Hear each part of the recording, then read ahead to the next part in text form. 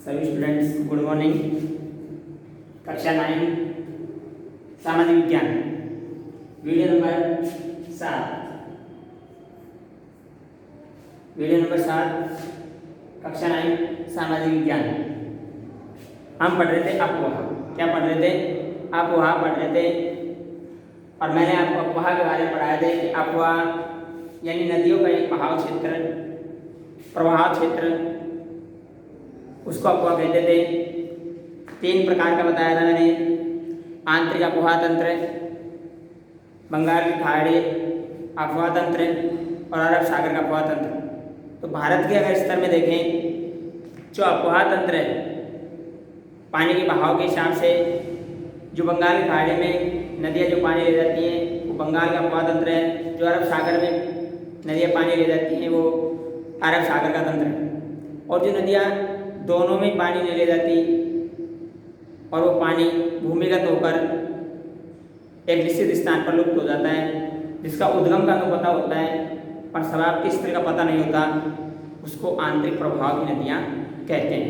उस नदी जिसके उद्गम स्थान का तो पता है पर समाप्ति स्थल का पता नहीं, वो कहलाती हैं आंतरिक प्रवाह की नदियाँ। तो 3 प्रकार की मैंने बताई थी। अब बात करें भारत में, तो भारत में 2 ही प्रकार हैं, एक अरब सागरीय नदी तंत्र है और दूसरा बंगाल की खाड़ी नदी तंत्र। राजस्थान की बात करें तो यहाँ 3 है, अरब सागरीय नदी तंत्र, बंगाल की खाड़ी नदी तंत्र और आंतरिक प्रवाह की नदी। ठीक है। अब मैं भारत की 2 प्रकार, जिसमें एक अरब सागर और दूसरा बंगाल की खाड़ी। अब देखो, सबसे पहले नदियों के बारे में, नदी तंत्रों के बारे में बता दूं कि हिमालय की नदियाँ। कौन सी नदियाँ? हिमालय की नदियाँ। हिमालय की नदियाँ, अब हिमालय जो पर्वतमाला है जहाँ से नदियाँ निकलती हैं, हिमालय मैंने आपको भौतिक प्रदेशों में बताया थे। भौतिक प्रदेश मैंने बताया थे कि उत्तरी हिमालय पर्वत,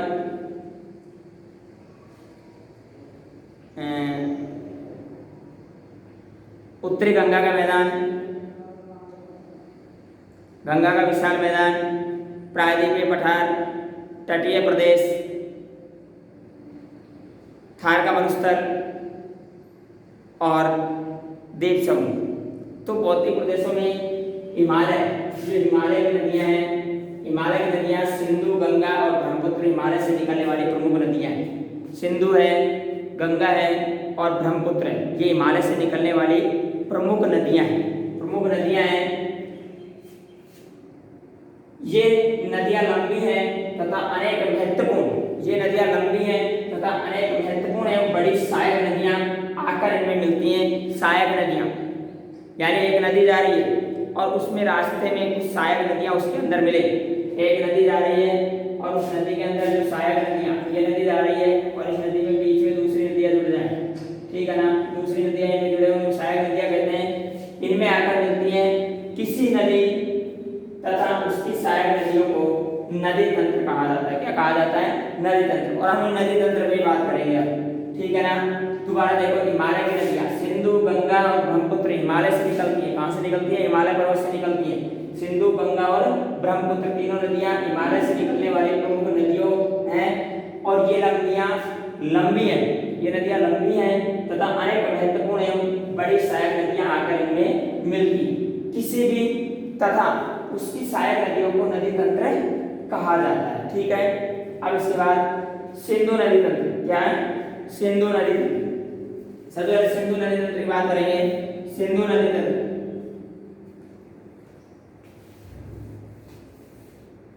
सिंधु नदी तंत्र, सिंधु नदी का उद्गम मानसरोवर झील, सिंधु नदी का जो उद्गम है वो मानसरोवर झील के निकट तिब्बत में है। कहाँ है?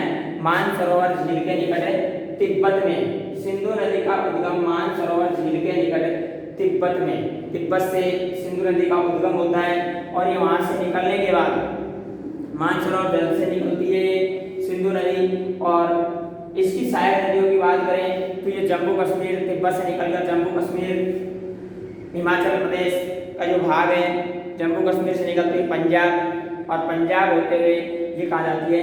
पाकिस्तान में जाती है मिठानकोट तक, कहाँ तक जाती है, पाकिस्तान के मिठानकोट, वैसे अकरा नामक स्थान तक ये चले जाती है और फिर वहाँ से कहाँ चले जाती है, अरब सागर में चले जाती है। तो सुमना द्वारा सिंधु नदी तक, सिंधु नदी का उद्गम कहाँ से है, मानसरोवर झील से, कहाँ से, मानसरोवर झील से निकलती है, तिब्बत से, कहाँ से निकलती है, तिब्बत में, तिब्बत उसमें मानसरोवर झील के निकट से निकलती है।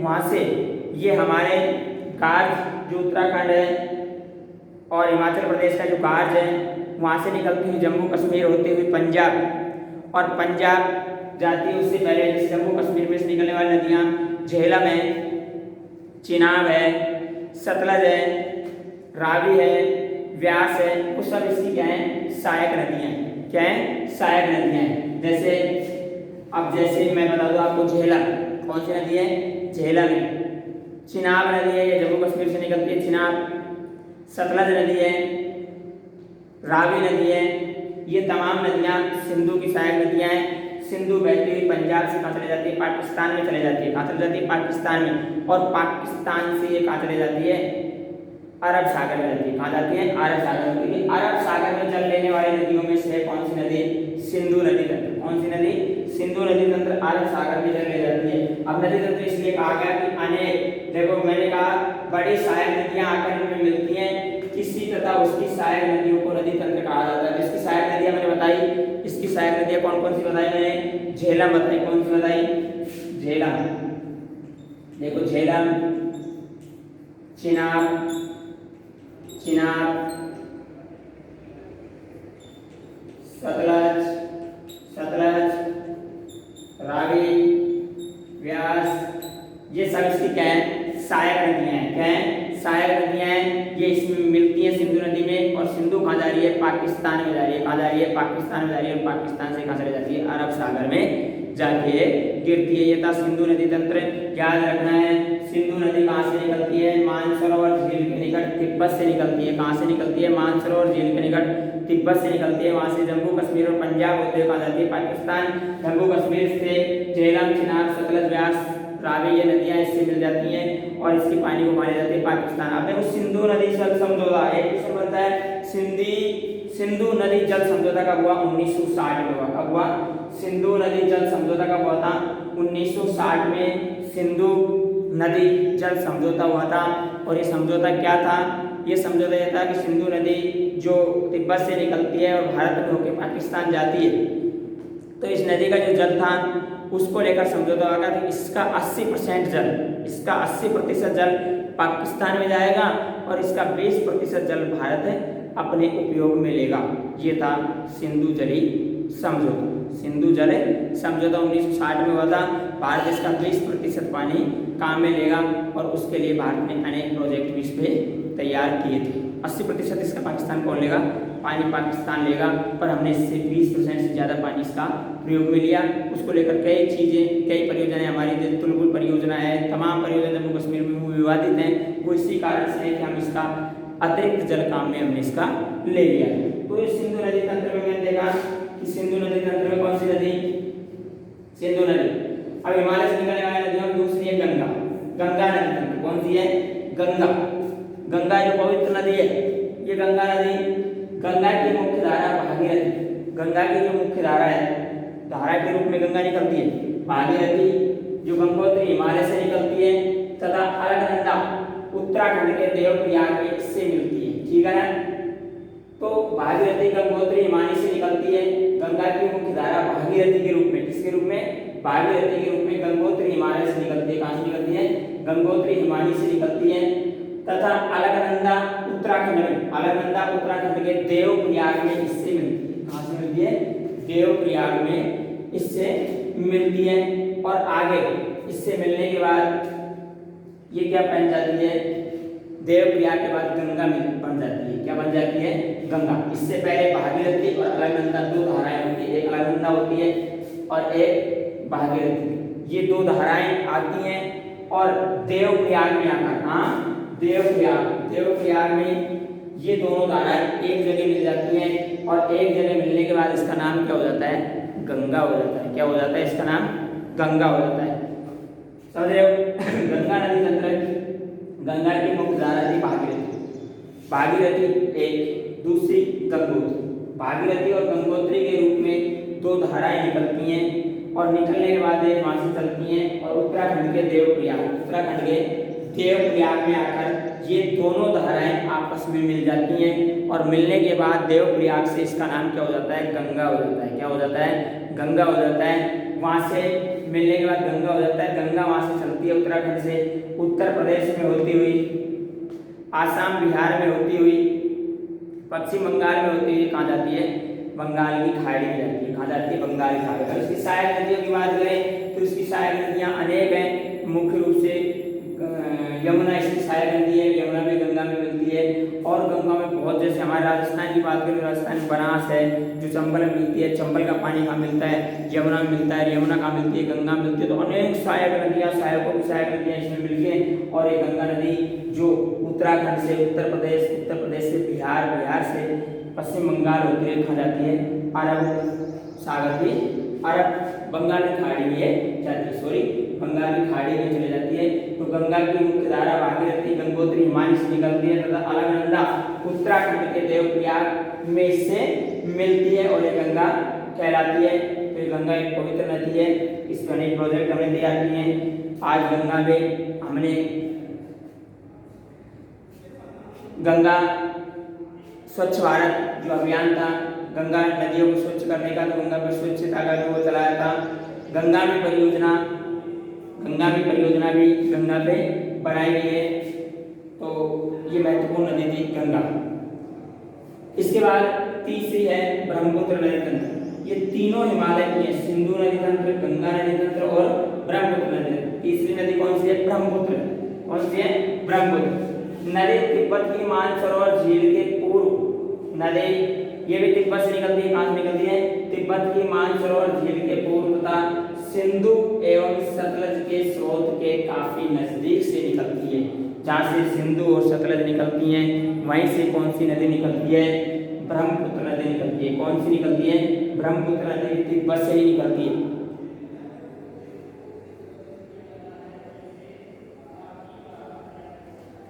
ब्रह्मपुत्र नदी तिब्बत की मानसरोवर झील, वही मानसरोवर झील से कौन सी नदी निकलती थी?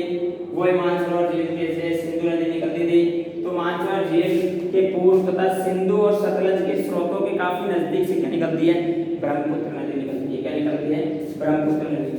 अब ये नदी है ना, जो तिब्बत से निकलने के बाद देश से बाहर अत्यधिक क्षेत्रफल इसका, काफी लंबी नदी है पर हमारे देश से बाहर इसका अत्यधिक क्षेत्रफल है। देश के बाहर सबसे ज्यादा क्षेत्रफल इसका है। देश के अंदर इसका क्षेत्रफल बहुत नामात्र का है। देश के बाहर बहती है, देश के बाहर बहती है। वहां से निकलने के बाद जो नेपाल है उधर से ये आती है हमारे सिक्किम और अरुणाचल प्रदेश के होती हुई और ये कहाँ प्रवेश करती है? अरुणाचल प्रदेश जो का नामचा बरवा पर्वत है अरुणाचल प्रदेश की, वहां से ये कहाँ करती है? एंट्री भारत में करती है। कहाँ करती है? भारत में। अब बात करें इसकी तो तिब्बत में इस ब्रह्मपुत्र नदी को किस नाम से जाना जाता है? मैं बता देता हूँ।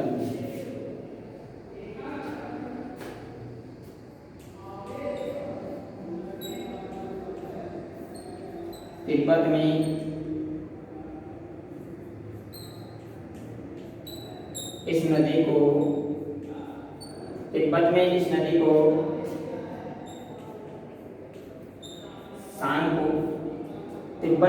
इस नदी को सांगपो,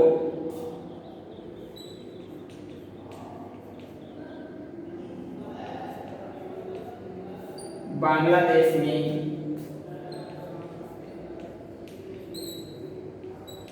जमुना,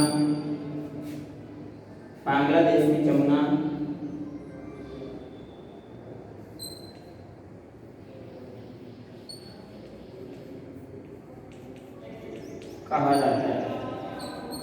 ठीक है ना। अब ये ब्रह्मपुत्र नदी तिब्बत की मानसरोवर झील के पूर्व और सिंधु एवं सतलज के स्रोत के काफी नजदीक से निकलती है। तिब्बत में इसको सांगपो के नाम से जाना जाता है। किसके नाम से? सांगपो नदी के नाम से जाना जाता है। और फिर वहाँ से तिब्बत से एंट्री कहाँ कर जाती है भारत में, नामचा पर्वत के पास गार से, या आंध्र प्रदेश में आती है। दिबांग के नाम से इसको जाना जाता है, किस नाम से, दिबांग के नाम से, दिबांग के नाम से इसको जाना जाता है। इस नदी को बाद में बांग्लादेश में प्रवेश कर जाती है और बांग्लादेश में इसको जमुना के नाम से जाना जाता है। किस नाम से जाना जाता है, जमुना के नाम से।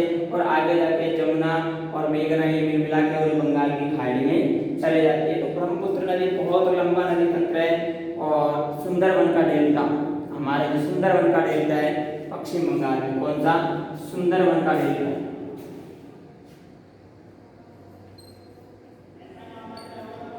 सुंदरबन का डेल्टा पश्चिम बंगाल, पश्चिम बंगाल में सुंदरबन का डेल्टा है, वो इसी नदी पर है।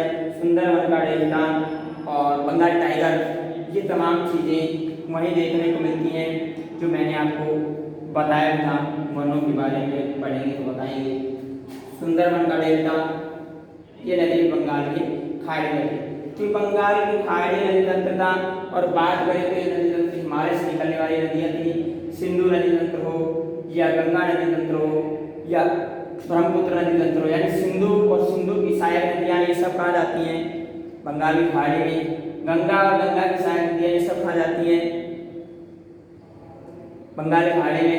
और ब्रह्मपुत्र और इसकी सब तमाम नदियाँ कहाँ जाती हैं बंगाल की खाड़ी में। इसके बाद ये तो हिमालय से निकलने वाली नदियाँ थी।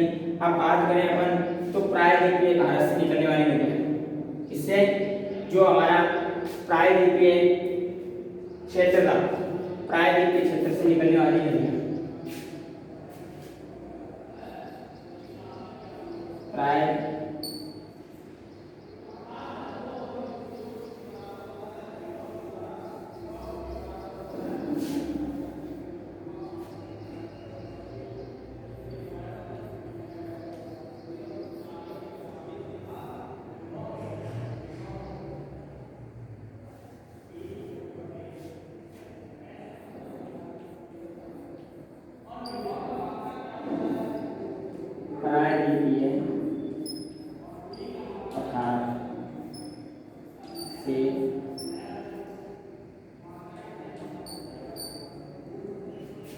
प्रायद्वीपीय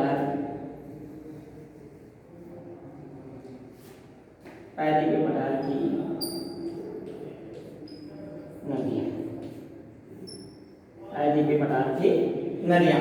इसके बाद प्रायद्वीपीय पठार की नदियों में बात करें तो देखो नदियाँ हैं नर्मदा, द्रोणी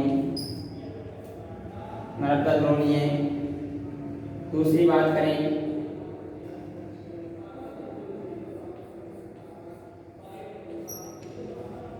ताप्ती द्रोणी, ठीक है ना। और बात करें गोदावरी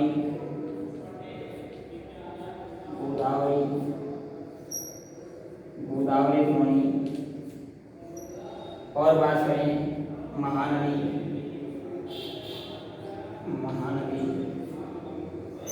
और बात करें महानदी द्रोणी। और बात करें कृष्णा द्रोणी,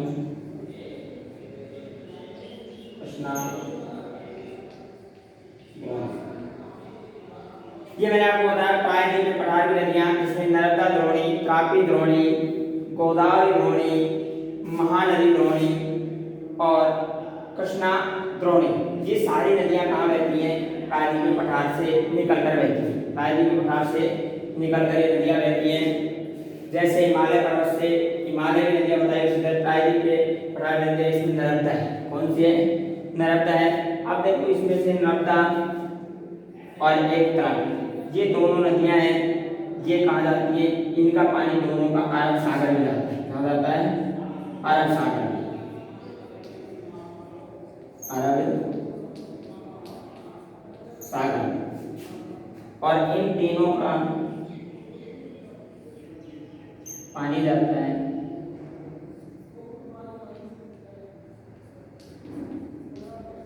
बंगाल की खाड़ी, ठीक है ना। तो प्रायद्वीपीय पठार की नदियों की बात करें तो प्रायद्वीपीय पठार की जो नदियां हैं नर्मदा द्रोणी, तापी द्रोणी, गोदावरी द्रोणी और महानदी द्रोणी और कृष्णा द्रोणी, ये सब प्रायद्वीपीय पठार की नदियां हैं। कौन सी हैं? प्रायद्वीपीय पठार की नदियां हैं। बात करें नर्मदा की और तापी की, ये दोनों नदियां पश्चिम की तरफ बहती हैं। किधर बहती हैं? पश्चिम की तरफ बहती हैं ये और प्रायद्वीपीय पठार से निकलकर अभी मालवा के क्षेत्र से निकलती है। मालवा का पठार है प्रायद्वीप के उत्तर में, क्या है? मालवा का पठार है, वहाँ से निकलती हैं और वहाँ से निकलने के बाद ये जो है वो पश्चिम की तरफ बहती हैं और पश्चिम की तरफ बहती हुई कहाँ जाती हैं? अरब सागर में चले जाती हैं। कहाँ चले जाती हैं? अरब सागर में चले जाती हैं। तो पश्चिम की तरफ बहती हैं, तो जैसे गुजरात के बाद महाराष्ट्र और महाराष्ट्र होते हुए गोवा कर्नाटक में होते यहाँ चले जाती हैं, अरब सागर की तरफ चले जाती हैं। तापी भी अरब सागर में अपना जल ले जाती है और अरब सागर में जल ले जाती है तो एस्चुरी का निर्माण करती है, ज्वालामुख का निर्माण करती है, एस्चुरी का निर्माण करती है, क्योंकि जो पश्चिमी तट पर अरब सागर में जो जल ले जाने वाली नदी वो एस्चुरी का निर्माण करती है। किसका निर्माण करती है? एस्चुरी का निर्माण करती है।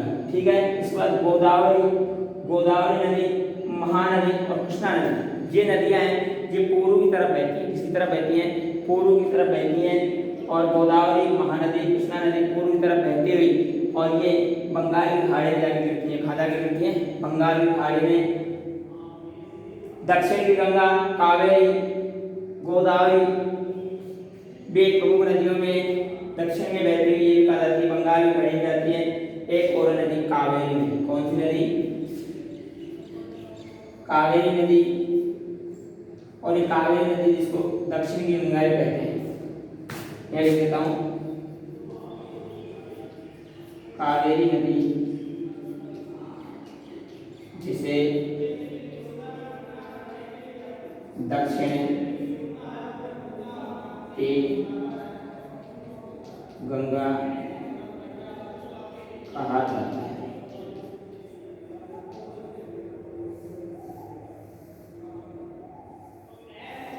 कावेरी नदी जिसे दक्षिण की गंगा भी कहा जाता है। तो गोदावरी नदी, महानदी, द्रोणी और कृष्णा ये कहा जाती है बंगाल की खाड़ी में जाके गिरती हैं और ये पश्चिम का पूर्व जो तट है उस पर डेल्टा का निर्माण करती हैं। किसका निर्माण करती हैं? डेल्टा। तो यहाँ ये ध्यान रखना है कि ये दो नदियाँ नर्मदा और तापी ये पश्चिम तट की तरफ जाती हैं और अरब सागर में गिरती हैं। कहाँ गिरती हैं?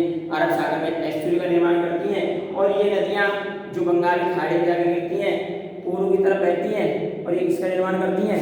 डेल्टा का निर्माण करती है। बात करें कावेरी नदी जिसे दक्षिण की गंगा भी कहा जाता है। कावेरी नदी है जिसे दक्षिण की गंगा भी कहा जाता है।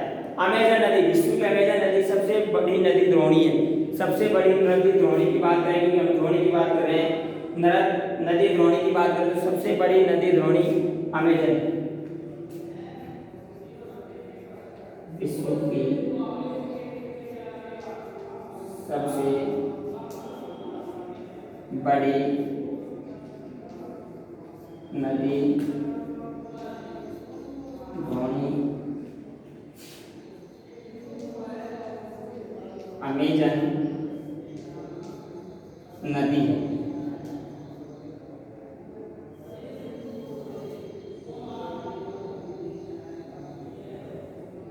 ठीक है ना।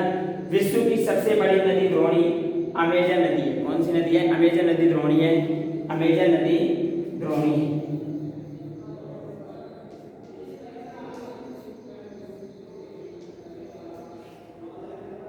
कावेरी नदी जिसे दक्षिण की गंगा कहा जाता है, वही विश्व की सबसे बड़ी नदी द्रोणी कौन सी है? अमेजन नदी द्रोणी है। ठीक है ना। अब इसके बाद सुंदरवन का डेल्टा कहाँ है? पश्चिम बंगाल में। सुंदरवन का डेल्टा कहाँ है? पश्चिम बंगाल में। सुंदरवन का डेल्टा कहाँ है? पश्चिम बंगाल में।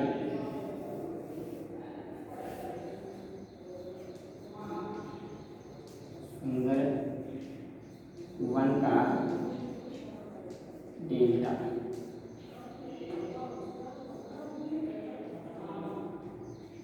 पश्चिम बंगाल में है। सुंदरवन का डेल्टा पश्चिम बंगाल में। सुंदरवन का डेल्टा कहाँ है? पश्चिम बंगाल में। डेल्टा जो बंगाल की पहाड़ी तरफ चले जाती हैं, जो पूर्व तट पे जाती है वो डेल्टाएं बनाती हैं वो नदियाँ, और पश्चिम तट पे जाती हैं वो एस्टुअरी का निर्माण करती है। ठीक है, तो सुंदरबन का डेल्टा जो है पश्चिम बंगाल में है। तो आपको मैंने नदियों के बारे में बताया कि हिमालय से निकलने वाली नदी जिसमें सिंधु नदी तंत्र, गंगा नदी तंत्र और ब्रह्मपुत्र नदी तंत्र, तीनों नदी तंत्र था। और नदी तंत्र का मतलब नदियाँ और उसकी सहायक नदियों के द्वारा जो नदियाँ और उसकी सहायक नदियाँ आकर में मिलती हैं, किसी भी तथा उसकी सहायक नदियों को नदी तंत्र कहा जाता है। तो मैंने हिमालय नदी तंत्र में सिंधु नदी तंत्र, गंगा नदी तंत्र और ब्रह्मपुत्र नदी तंत्र बताया। फिर प्रायद्वीप में पठार की जो नदियाँ हैं उसमें नर्मदा द्रोणी, ताप्ती द्रोणी, गोदावरी द्रोणी और महानदी द्रोणी और कृष्णा द्रोणी के बारे में आपको बताया। ठीक है, ये अक्वा वाला पार्ट था जो आपको मैंने समझा दिया। धन्यवाद। उतार